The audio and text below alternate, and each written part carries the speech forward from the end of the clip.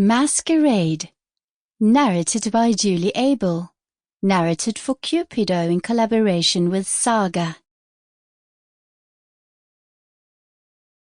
Release by Man38. Finally, I had plucked up enough courage, and I was going to fulfill one of my innermost dreams. If I was going to break free from this obsession, I had to do it now. I wanted to stand in front of another man, in women's clothes. The rush of pleasure I felt from wearing women's undies started developing when I was working on board one of those supertankers, where we were long periods of time between contact with the opposite sex. It all began when I secretly bought a pair of panties, wearing them during my off-duty hours on board. Apart from the occasional visit to a prostitute, this was the only contact I had with femininity in 3 years. I later discovered that I had been looking for a counterbalance to the highly masculine environment in which I was living on board a ship.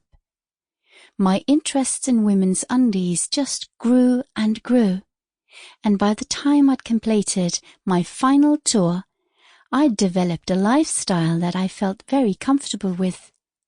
I took any opportunity to wear women's undies. That was my big secret.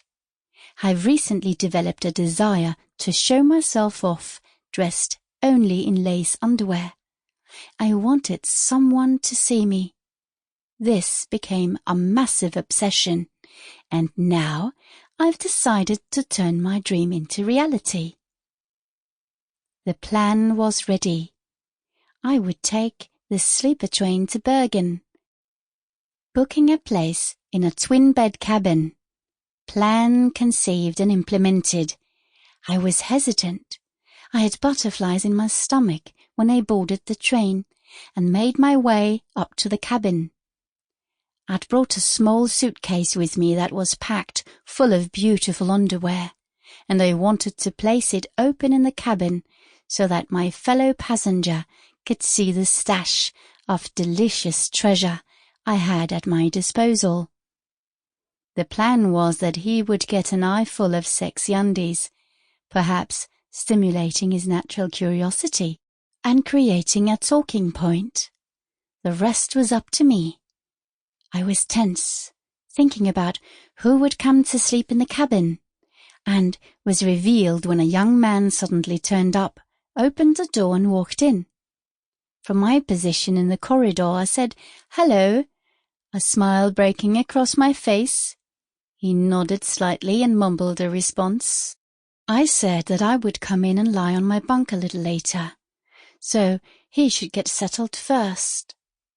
With a friendly thank you, the guy closed the cabin door.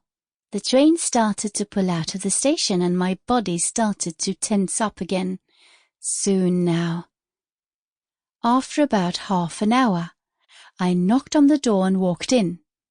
I headed to the toilet to check that my newly bought nylon stockings were still intact and that they were sitting correctly in the suspender belt.